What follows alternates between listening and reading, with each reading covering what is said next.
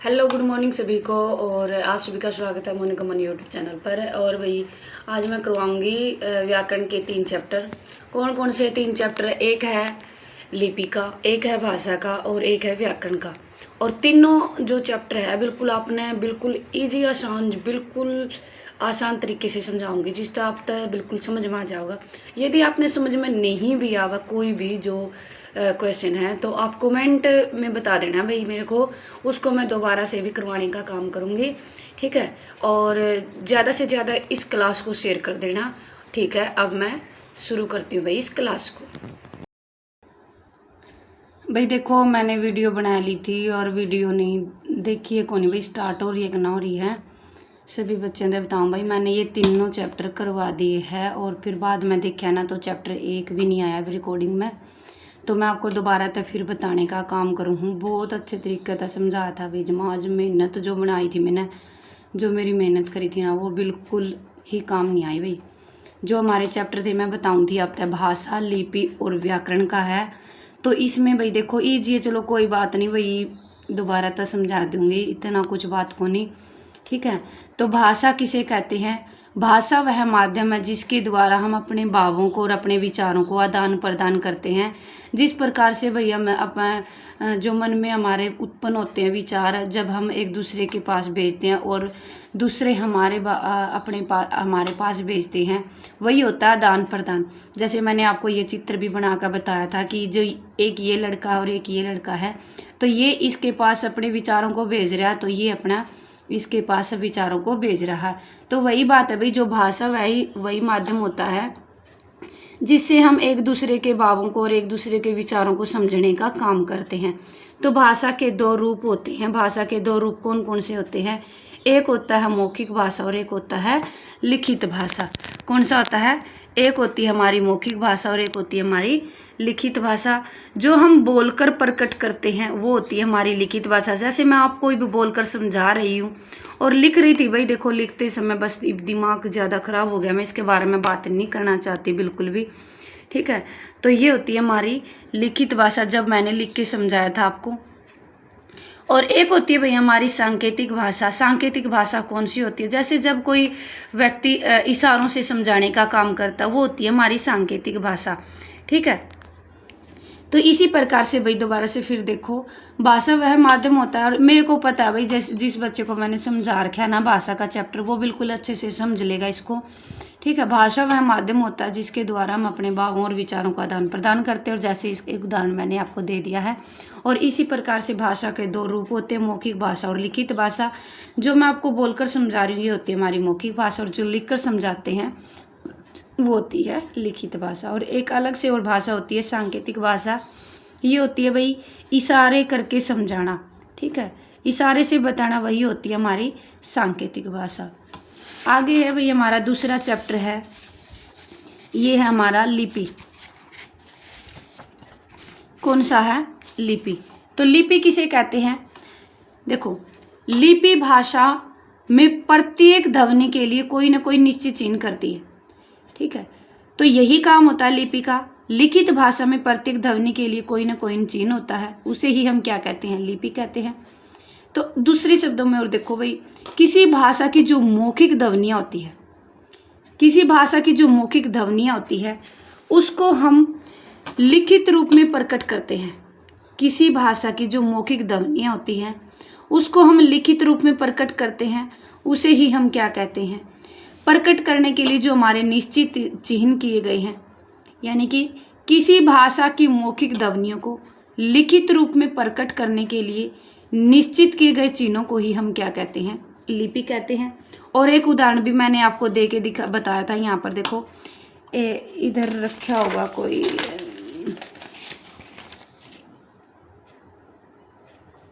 जैसे मैंने लिखा यहाँ पर कोई नाम लिख दिया, मैंने संतोष लिख दिया भाई। ठीक है। और यहाँ भी लिख दिया मैंने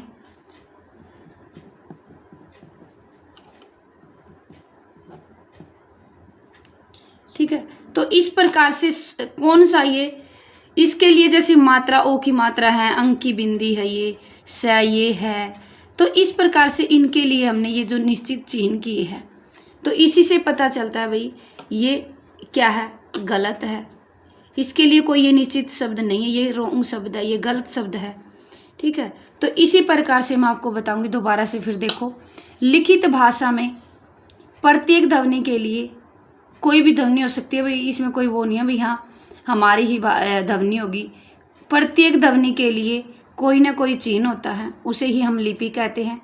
और जिस भाषा को हम बोल रहे हैं उसको लिखित रूप देने खातिर अपन ने क्या कर क्या है, कुछ निश्चित चिन्ह किए गए हैं। निश्चित चिन्हों को ही हम क्या कहते हैं, लिपि कहते हैं। और यहाँ मैंने अनेकों भाषाएं लिखी है, जैसे हिंदी भाषा है, संस्कृत भाषा है, पंजाबी भाषा, कोंकणी भाषा है, मराठी, नेपाली, उर्दू। तो इस प्रकार से जो हिंदी और संस्कृत भाषा है इसको आपको पता है कि कौन सी इसकी लिपि है, देवनागरी है। और जो पंजाबी भाषा है इसकी गुरुमुखी है। कोंकणी, मराठी और नेपाली, इन तीनों भाषाओं की भी लिपि क्या है, देवनागरी है। और जो उर्दू भाषा है इसकी लिपि कौन सी है, फारसी है। तो इसी प्रकार से भाई ये हमारा लिपि का जो चैप्टर है वो समाप्त होता है। आगे जो मैंने आपको करवाया था भाई देखो, व्याकरण। व्याकरण से ही हम समझते हैं, मैंने ये सब सारी बातें समझा के बताई थी। जो 6th क्लास से लेकर के 10th क्लास तक के जो बच्चे होते हैं, यहीं से व्याकरण स्टार्ट होती है, यहीं से समझते हैं कि किस प्रकार से जो शब्द है, शुद्ध शब्द कौन सा होता है। व्याकरण ही हमें शुद्ध और अशुद्ध का ज्ञान करवाती है।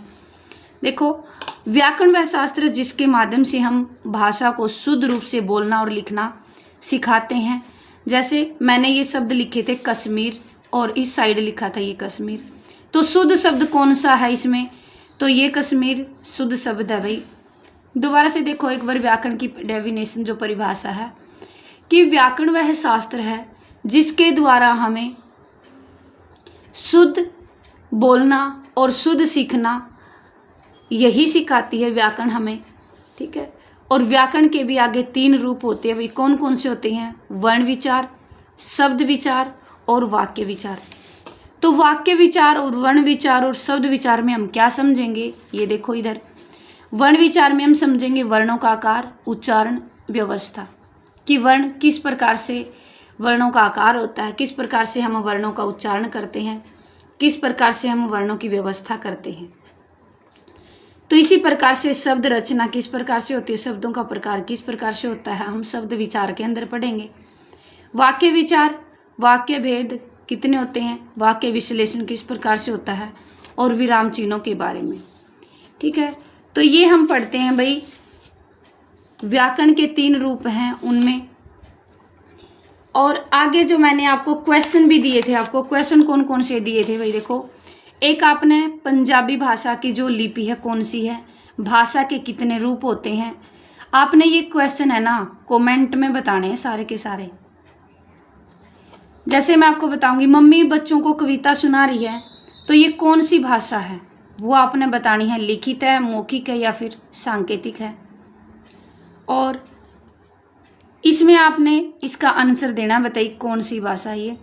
और एक बात और भाई ध्यान था, एक क्वेश्चन और मैंने बताया था, इसमें आपने एक तो लिखना है उज्ज्वल कैसे लिखा जाता है। ठीक है, सदाचार किस प्रकार से लिखते हैं हम, और सन्यासी किस प्रकार से लिखा जाता है, अत्याचार किस प्रकार से लिखते हैं। ये सारे के सारे आपने शुद्ध शब्द लिखने हैं, इसमें कोई भी आपने गलती नहीं करनी। देखो भाई आज है ना मैंने क्लास है ना बिल्कुल सवेरे सवेरे ली थी क्लास, और बिल्कुल मूड ख़राब हो गया है। सच में मूड ख़राब हो गया भाई। क्यों, मतलब इतनी मेहनत लगा रखी थी, इतना अच्छे से समझा रखा था इस क्लास में, और फिर मैंने मतलब थोड़ा थोड़ा सा समझाना पड़ा, जो मेरा दिमाग ख़राब हो गया। और कोई बात नहीं भाई, जिस भी बच्चा का समझ में नहीं आवा ना तो दोबारा से आप कमेंट कर देना, मेरे को बता देना भाई अगर समझ में नहीं आवा तो। ठीक है भाई, आज के लिए बस इतना ही। और कमेंट में भाई जो क्वेश्चन मैंने बताए हैं, इन क्वेश्चनों के जवाब आपने बताने हैं, और जो शुद्ध शब्द मैंने आपको बताए हैं कि वो लिख के दिखाने हैं, कमेंट में नीचे छोड़ने हैं ज़रूर से ज़रूर। तो ठीक है भाई, आज के लिए इतना ही, और मिलती हूँ नेक्स्ट क्लास में।